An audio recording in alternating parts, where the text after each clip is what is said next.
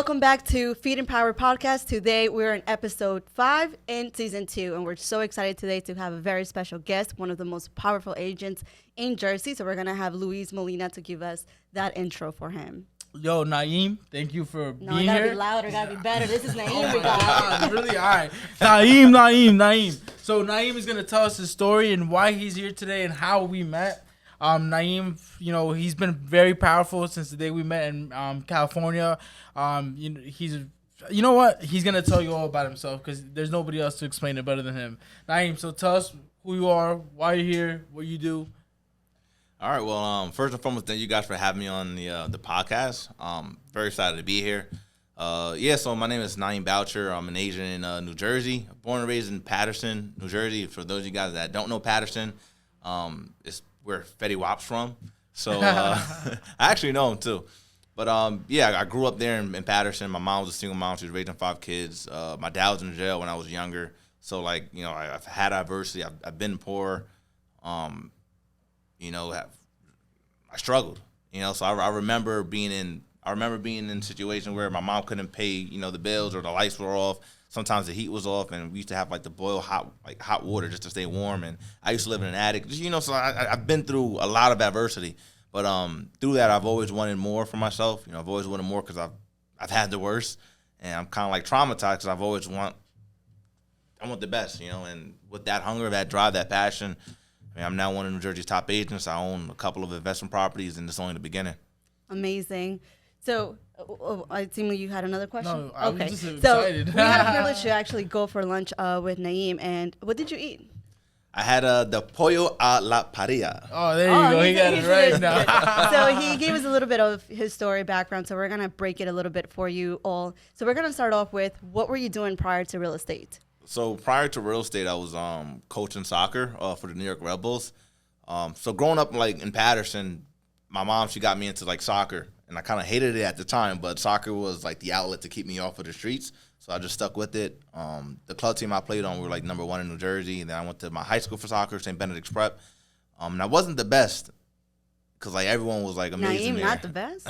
I wasn't. And let me tell you something. High school played such a crazy role because imagine going to the best high school in soccer, right? So everyone there is good. So our freshman team, our JV team could beat some other varsity teams. So I went there just for soccer. And imagine your mom always telling your family and people at church Naeem's going to be a pro soccer player. Naeem's going to be a pro soccer player. Naeem's going to be that's how we're going to make it out the hood essentially, all right? So me going to this high school and playing freshman year, and then sophomore year, I don't make varsity. Junior year, I don't make varsity. Senior year, I make varsity, preseason, but then they cut me. I went back to the dorm room, and then I ended up crying, right? And my mom told me, Naeem, don't quit. And then I stuck with it, and then I played one game, and then I scored that one game, and then I went to college for it. I played all 4 years in college, and people that played all 4 years in high school, I was starting over them in college, right? So that just goes to show you, my high school, they were a powerhouse, but the fact that I didn't ever quit, so that kind of instilled something in me, to stick with it. And then I got my shot. I scored 1 goal, but not everyone could say that they played for that school, and right. So that was a massive learning lesson for me. Correct. And that's how you went into coaching. And then I got into coaching. And then coaching was coaching was the one feeding you, getting 100%. You throughout. And then you decided, let me get licensed. So tell us a little bit, you got licensed, you did it part-time, I know that, and then you went full-time. Yeah, so I was coaching soccer, I was making $30,000 a year. And that's how I was qualifying to get my investment properties. I was living in an attic, driving a hoopty, and whatever money I was making, I was saving it to buy property.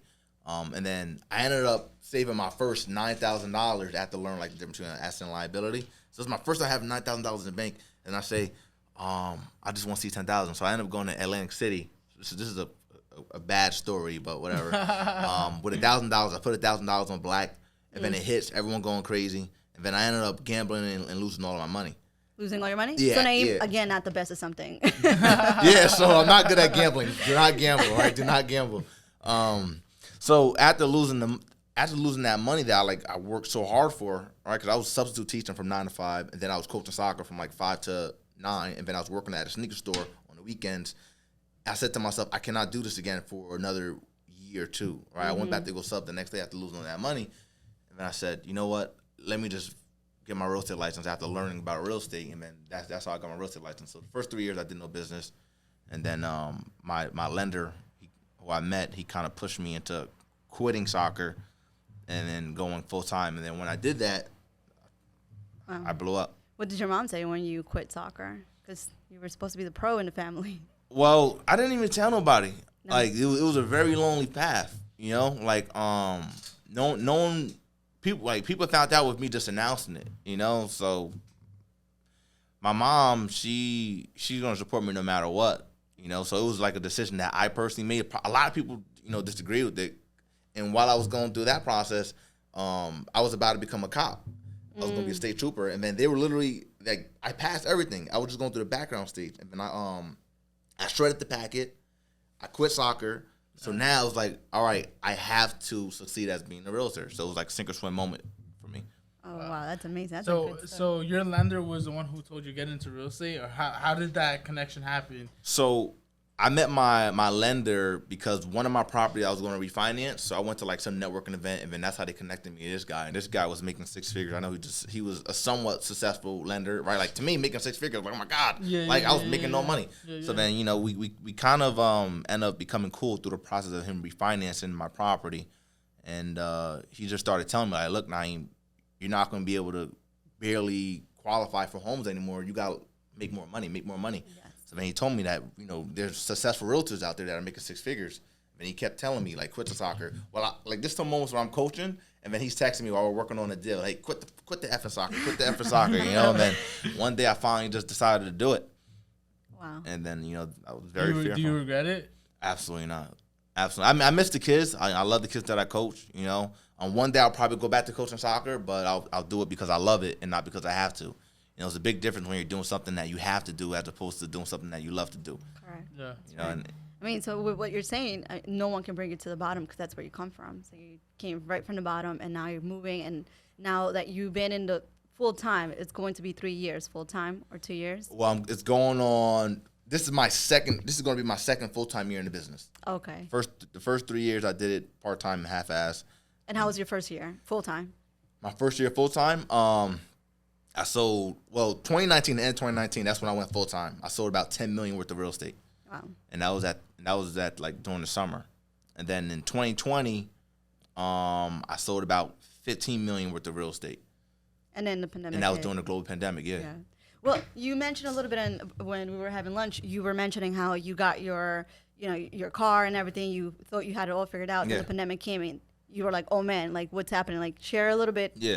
What was that about? So once I learned real estate as a business, and it's really a business, like you got to treat it as a business. Correct. There's systems, there's tools, there's processes, right? And once I learned all that, and then I sold my first 10 million in that short amount of time span, I knew that it was over. I knew that I essentially was in control of my income, and I knew that like literally, I was in control of my future. It was the New Year's, right? Everyone's partying, right? Everyone's getting drunk and whatever, and I'm at this place, and I got my hoodie on. I'm in the corner, and I'm just thinking about the next decade. That was literally all I was thinking about because I knew that I was in control. And I remembered when it was 2009, I just graduated high school. I was a lost kid. I was mad at the world. I'm thinking this, I'm mad at the world. Mm-hmm. But now I found myself in this moment where I am in control of my life and my future. And like I knew that the next 10 decades, I was going to run it up. And then literally 2 months after that, I got my dream car, which is the BMW i8. And then, I bought another house. So that brought me up to like maybe 6 units. And then that was in February. So then in March, global pandemic. Right? So now I'm thinking, damn, I just got my dream car. Did you regret it? Did you regret it at that moment getting the dream car? I didn't, but fear came back. All right? So I'm thinking about my tenants. Like, what if my tenants don't pay me? What if nobody wants to buy a house anymore? Right? So all this. All the fears came in. All the fears came in, right? And guess what was happening during that time? People was panicking. People was going to the store, buying food. And even my lender. All the toilet paper. Toilet paper. Yeah, toilet paper. I got a text on my phone from my lender, right? Because I sent them a client, and then he's like, it's like 8 o'clock. He's going to the store to go buy food. And he's like, Naeem, like, what are you doing? Like, bro, I need to pre-approve this client. I need to pre-approve this client. He was like, Naeem, like, I'm going to go to the store to go stock up on food because they're not, they're going to We're shut gonna die, down. Naeem. What are you I'm doing? I'm like, bro, I don't give a fuck. Like, I'm like, I sent you a $400,000 client who wants to buy. Like, everyone's afraid and messing up the economy. Yeah. And like, I'm going to work through this. I know that at the end of the day, someone's going to become poor and someone's going to be richer, and I know what side I'm on. I kid you not, it's right there. And then he told me like, Naeem, you're working stupid. You're working dumb. And then the next month, I had my best month ever. Yeah.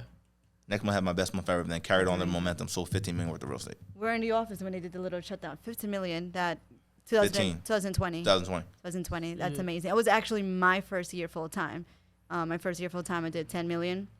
Pandemic, same thing. I didn't have the car. I had the assistant, and then I'm like, oh, and now what do I do? Like, I just finished. Like it's only been 1 month with her, training her, and like you mentioned, like fears come in, like what's gonna happen. I had my buddy here telling me the recession is coming. I was like, no, it's not. Calm down. He's like, it is. It's because, like you said, it's that fear, right? And a lot of people, right? So, like, back in '08, a lot of people lost their homes. A lot of, like, the people who had stuff, like, they lost stuff. And then the people who were richer just got richer because they knew how to play the game. Yeah. And I heard this quote right around the pandemic where people were saying, small businesses come from the pandemics, right? Like the big sharks come from like pandemics. That's where they grow.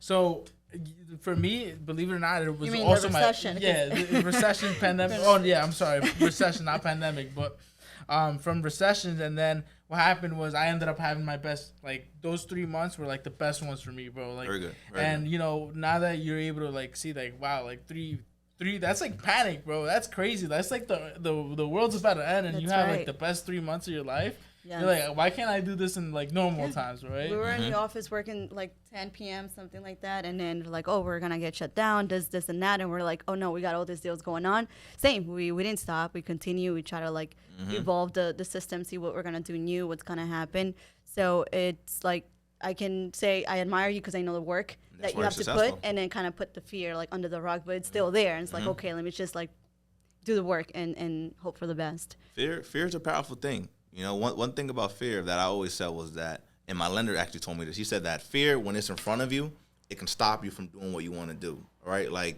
not wanting to quit the soccer because of this reason, or not want to do whatever because of whatever reason you're putting in front of you. But if you just put the fear behind you, quit, right? Like go all in. You're still afraid, but the fear is behind you. Correct. That fear is going to be a motivator to like push you and to go. As we talked about, when you sometimes go broke, but going broke by investing in stuff, you get rid of the money, right? So you're uncomfortable. By being uncomfortable, that fear is going to drive you. That's right. So you got to learn how to like right. work the fear. So now how many agents do you have in your team? So now this year we actually grew exponentially to about 30 agents. 30 agents. 30 Wow. agents. Imagine handling 30 people. Yeah. And how is I your... mean, you have the coaching experience behind Correct. you because you're handling about 30 kids on the field, on the field and on the bench, right? 100%. So now if you're able to manage that, you're definitely able to manage a team of for somebody who hasn't had the managing skills on a team, or like it makes it harder because Correct. they don't have the experience they have, but maybe like the patience, because everybody you have to dedicate time to each and one of those agents, so you kind of have that background, and that's 100%. what you can say like coaching has helped you with that. 100%. It's very similar, right? Like for me, it's like a game now. Okay. All right, like with coaching and helping people, because I can sell a lot of real estate by myself, right? Like it's like even if you're good, you can only do so much. Yeah. Right. And if you have massive goals and you have large goals, then you need a team. Like I sold last year about 15 million. And this year we as a team will probably do 50 million. So the we is stronger than the I. Correct. So. Correct. It's when, since you guys met Driven, the mortgage guys that's big over there, he mentioned he was just putting a mortgage guy, and then his business wasn't growing. He put an ad at the end, mortgage guys. Now they're like one of the top ones in California. So it's very important to do the we and not the I. 100%. And we're taking over the East Coast. That's all I'm saying. Let's go. Let's We're grow. taking over the fucking East Coast. That's what we're saying. So now, since you were visioning your 10, like the 10 years ahead, that decade, where do you see yourself, let's say next year, within 5 years, and what's your end goal on all of this? To be honest, it's scary thinking about, because like I'm just always not content. And my biggest regret, to be honest, was just I just never thought big enough. And now I want to be a billionaire. If I'm being very honest with you, 100%. I'm just gonna fucking say it, billionaire. We were just said that being a millionaire is now the middle class. Yeah. So we're broke.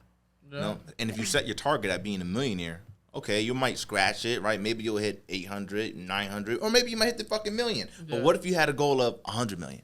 Right now, you're thinking on the scale of what the fuck do I got to do to get to becoming 100? Like, right? What do I got to do to be a billionaire? Yeah. Right? So, I'll give you an example. My dream car was the BMW IE. Right now, I got it right parked outside. Yeah. But what if it was a Lamborghini? That whole time that I spent thinking about BMW IE, BMW. What if I would have thought about a Lamborghini, which is 3 times, 4 times that? My mind would have been operating at a whole different level. Yeah. Right? I would have been much further in life. So, like now, the background of my phone is a Lamborghini. Right before it was an IA. So it's all a matter of like you have to 10x your goals. Correct. You know, When they 10x used to your say goals. this all the time in school, and we didn't understand. It's like shoot for the stars and you'll land on the moon. It's like Yeah. go give it your 120 and you'll probably give 100% performance. But we're looking at the 100% performance. Like my father used to come in with like, oh look, 100. Oh no, you can get 110. You can get 120. Get some extra credit. Get something going on. And it's like we put so many limits in our minds that, like you mentioned, if it's gonna take the same effort to say I'm gonna be this good, than actually saying I'm gonna be that great. You know. 100%. So you believe in law of attraction as well? Absolutely. 100%. Manifestation. 100%. Go. Love it. So what advice you would give to the viewers that are watching you right now that are probably thinking, should I take this step into something, probably not just real estate, but have that fear or think that they have a limited mindset and they come from like us. They don't have someone that gave it to them, that mentorship from either a parent or a sibling. Is just start from scratch. I'll tell you guys this. Number one is you need to look in the mirror and say the reason why you are not where you want to be is because of the person that's in the mirror. It's because of you. It's not because of your mom. It's not because of your dad. It's not because of your brothers. It's not because of where you grew up. Right? You are the reason. You want to change your life? Change your life. That's step number one. Right? Now you got to go out and get the education and figure out what the hell you want to do. Figure out what you love. Right? Like this thing is like you can repeat this. Right? Like if I lost it all from being the number one realtor, I can literally do another business and blow it up because it's a system. Like it's all the same. You got to literally just find somebody who's successful in whatever it is that you want to do. All right. And then give your time. Say, hey, what can I do? I'll work for you for free. All right. Get the education, learn. All right. You got to start at the bottom. And then eventually you're going to work you up to the top, working with the best. Again, the best. Don't work with someone who's mediocre. Work with someone who's the best and successful. And then you literally you model what they've done. All right, and then like literally, it's you're going to be successful, and then you just got to put the work in. Absolutely. Like, show up and outwork, and that's with whatever it is that you're doing. Like and just keep tweaking the system, keep looking to get better. Oh, that's a great advice. If this is not feeding power to anyone, then honestly, you just got to look at yourself in the mirror again. So that's really wise words, and I would say 100% don't go into it for the money at first. Go for the knowledge. Go for the the hard work. At the beginning, that's how I met him. I want to get the knowledge. I want to get the information. Yes, I'm getting paid the lowest I ever have, but you're going to get prepared, and then you're going to get where you want to get. What's your motivation, Naeem? Tell us, what's your motivation? Man, my motivation is I remember being poor. I remember being in situations where I wasn't able to help my family. I remember being at the bottom. I'm scarred. Like I can honestly say that I'm scarred. I probably got to go to therapy for this shit. But any therapists watching there, hit him up. And I just want to be as far from the bottom as possible. And I want to keep. So you never want to be there ever again. I never want to be there ever again. Like that is my number one fear. Even now to this day, like I literally can't even sleep at night. I'm always thinking about, okay, what else can I do? How can I grow? How can I improve? I don't want to stay stagnant. Like I'm not even thinking about the $10 million. So I'm not even thinking about the $15 million. So like I'm always looking to progress. Be better. I wanted to add something to the point where we talked about getting an education, all right? Because look at how we met. People are going to make excuses saying, oh, I don't know where to get the education. Like sometimes you got to leave the state. Yeah. That's how we met. Yeah, exactly. We met on the other side of the country. Yeah, and that was funny that we were saying that because I don't put my business out there. As there's certain things that you refrain from saying, right? But I was telling you earlier when we were having lunch, like I met Naeem in California. We were in Malibu. And in a mansion, bro. I was in a fucking mansion with negative $300 in my bank account. Right? Negative $300 in the bank account. How much was the event? The event was probably worth like I like $3,000 to get into, but it was probably like worth $100 million of people there. But you paid $3,000 Yeah. and also the flight and also the hotel, and then he was left with negative $300 in the bank. Yeah. Just like don't let that go over your head. But that connection right there was crucial because then that's what I needed. I just needed that one person to tell me, all right, this is what you need to do. This is where you are, and this is why you're not here because you're doing this wrong. And it took me to spend $3,000 that I didn't have, but now I have the connection. Now I know where I stand. Now I know what I needed to do. And it, like you said, it cost me a flight. It cost me a hotel that I couldn't afford. But That's right. so if I could probably still have the $3,000 in my pocket right now. But you where wouldn't. would I be? Where would I Not be? even Naeem would have been here. Yeah. Exactly. It's an Absolutely. investment. So get out of the comfort zone. Go seek for that knowledge, even wherever it takes. When I started the mortgage business, I had no idea. Had to fly out to the people that were doing it, and that's the story I told you. I met Willie. So Willie, if you're watching this, and Andy, I really appreciate meeting them because they took my my business to another level. They helped, but I had to get out of here, go all the way out there, and right now that they're doing a conference for like the Bank of they're gonna do a entrepreneurial conference, and a lot of people are gonna be like, I'm not gonna pay for that. You know, I don't want to hear Grant Cardone. It's not about hearing who you're gonna see; it's who you're gonna meet and the knowledge you're gonna get, the information you're gonna get, and what you mentioned is crucial. Shout out to people already doing big things. But don't limit yourself because if you're thinking I'm gonna be just like this guy, it's gonna be the same energy, the same than being the best version you can be of yourself. And something that I always learned in any event and anybody watching, you don't have to buy VIP or the most expensive ticket. You just gotta buy that one ticket. Yeah. The We were sitting. the cheapest ticket, bro. Because at the end of the day, guess what? That's you right. mate the effort, even if it was a $400 ticket and you sat there. Yeah. The value, right. the information, the people you're meeting. All this stuff is gonna make you the same person sitting in a VIP and the same person sitting at the back of the stadium or whatever is getting the same fucking information. 100%, So 100%. all you have to do is take yourself, get your ass there, take the information, put it to work, and you're gonna make shit happen. And that's what right. you did. No excuses. With no excuses. That's right. We were in the back seat when we went. We were Yeah. like the last ones there. We're like, okay, Yeah. We upgraded because we knew the lady, but the same thing, like he mentioned, like just get there, get around the people, get the information. Don't be afraid. There's no excuses. We didn't even know where to stay. We were like jumping from aunt to aunt from like every spot. So people, there's no excuses. Again, the whole point of this podcast is to feed you power. We bring power for people like Naeem that, where can they follow you and reach out to you? You can follow me on Instagram, which is my first name, last name, so Naeem Boucher. I'm sure you guys will probably have like. Yeah, Like a typo we'll put you thing. on the No, link. we'll blur it out. Arthur, please blur. And okay, great. So now let's go back to your success. What would you say is the most successful thing you've done? Either build a team, make the change, coaching, or just your everyday routine of getting up and being better? What was the most successful thing that I've done? I mean, that's a loaded question, but I would say just the ability to help so many people. Like I'm able to help my family. Like just the other day, I paid my grandma's like mortgage in advance. She worked all her life and she relies on SSI. My cousin, I was able to give him, some money to help him, with starting a business. My sister, she was able to quit her job and now she's on my team. And, now she's probably going to make the most money she's probably ever made before this year. And I have a team of agents that, probably would have thought that they would not ever been able to sell real estate. And now I got agents producing. All right, they cut the learning curve and they're on their way to being, doing very well in real estate. The families that I'm helping, buy property, like I can sell a house with my eyes closed. I'm just that good at it, and I'm confident with it, and my clients know that they're in good hands, and so I'm just helping so many people. Building people. It's one of the favorites. And when you help so many people get what they want, you'll get everything that you want. Yeah. That's right. That's right. You're also going for the mission and not the commission, which is what we always think about. Like, always go for the mission to help others, and then the rest will come. Yeah, I mean, real estate it's like a win-win situation, right? If you do good, you win, and if you burn people, you burn yourself. And that people learn it. Unfortunately, they learned that the hard way in this business. But then that's and at the end of the day, like the most important thing is that you're able to grow your business. You're able to motivate people. Yeah. There might be a young Naeem watching this out there right now.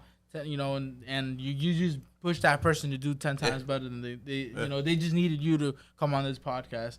And, we thank you, like I said, for coming.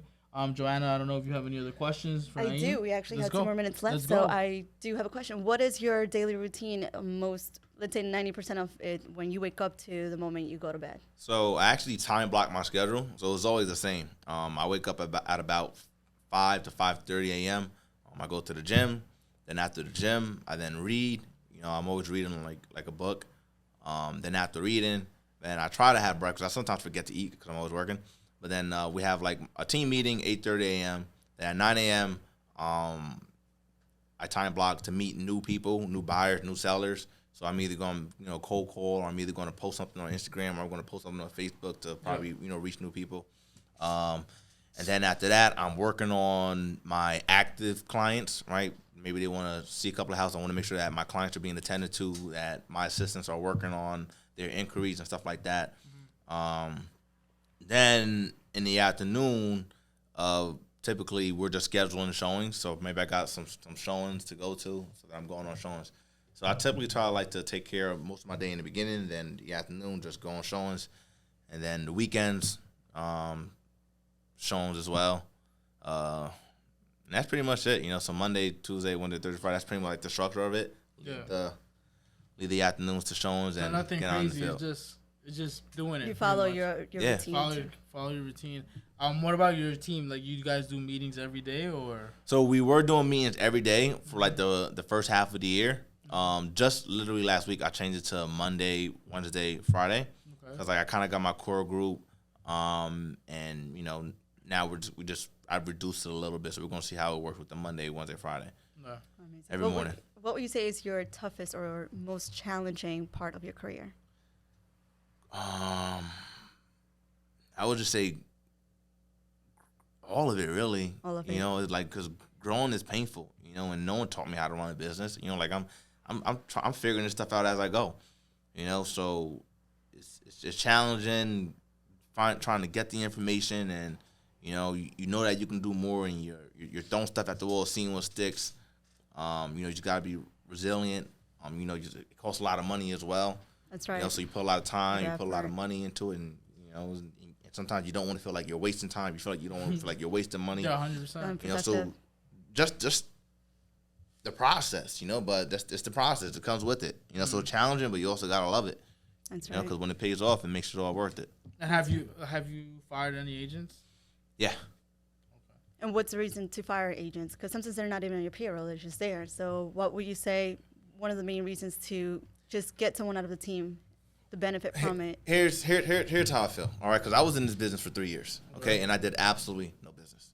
No business at all. Didn't sell on real estate. Yeah. And there's agents literally that are on my team, and they're like, it's an opportunity, right? Because I have the information, I have the knowledge, I have the research, I have everything you need for you to go out and be successful. But here's the problem: agents are going to join my team, and they didn't go through that 3-year struggle. Right? They're going to think that it's easy. They're going to think that it's everything's going to come to them. You got handed it to right? Like all this came out of thin air. Right? They're going to come on the team. They're going to do absolutely nothing. They're going to put in no work. They're not going to show up. They're going to make excuses. They're not going to pick up the phone. They're not going to do anything you tell them to do. 100%. So sometimes you have to fire somebody so that way they can know that shit's real, and then they can go through that adversity. Yeah. And that was up to them to, okay, what am I going to do? They're either going to quit, or they're going to go through it. They're going to walk that walk. They're going to see that, okay, damn, this is a long road, right? Like now they're going to appreciate when they get an opportunity, right. Or they're just gonna quit, or just gonna quit and hold the license. Whatever. And that's it. just not for you. Not for you. It's amazing. I needed that, bro. I got you. Just not for you. Amazing. So thank you so much, Naeem. Is there something we didn't touch that you would like to mention before we close down the episode? Give us one more fire, bro. One more fire. Man, God, this is one thing that I always say. I say that it's only the beginning, right? And the reason why I say that it's only the beginning because it always is. All right, like I'm just getting started. You're just getting started, and then even when you accomplish whatever it is that you want to accomplish, let's say in 2-3 years, it's still only the beginning because you still haven't reached your potential. God gave you more time on this earth, right? And that's right. So just never be content. Always stay hungry. Don't care about what anybody says or think. Your mom, your dad. It's gonna be like this journey in life is really a lonely journey. Not everyone's gonna support you in your dreams. Not everyone's gonna support you in the goals, but don't care. As long as you believe in whatever it is that you believe in, and as long as you want it that bad, don't let anyone derail you. Just go for it. Shoot for the moon. Set your standards high. I'm proof, that anything's possible. You guys are proof that anything's possible. And if we're here talking to you guys from like a standpoint of being successful, we're not any different than you. The only difference is that we put in the work. We wanted it. We applied ourselves, and we went after it. So Love it. make no excuses, guys. I love it. So again, success is not a destination; it's a journey, and it's never over. And at the same time, also, it's very important where we come from, but it's more important where we're heading to. And when it comes to your family, if your family is not doing any good for you or friends, it's really important the family you have and you come from, but it's more important the family you're going to create for you, that wealth, that generation. But you cannot go out here and say, I'm going to become a legend, I'm going to become this. We were just talking about, like, if you don't act upon it, it's just talking shit, really. Yeah. So just go for it. Go and just do really the hardest you can. Don't do your best, because your best, like, oh, I did my best. Do the hardest and more. So thank you so much, Naeem, for coming here all the way from Jersey. Thank you for all the gems. We're not gonna keep picking, because you said you said I gotta follow you, mentor. He's gonna mentor you. So we're gonna have Louise close down this episode. Well, Naeem, thank you once again coming from New Jersey. It's a long ass ride, but thank you once again. We're definitely gonna keep talking more. We're gonna, definitely reach out to Naeem if you guys need any information. He's a very powerful person. He's also very young and hungry. Thank you once again. We'll see you guys in the next episode. Thank you for watching.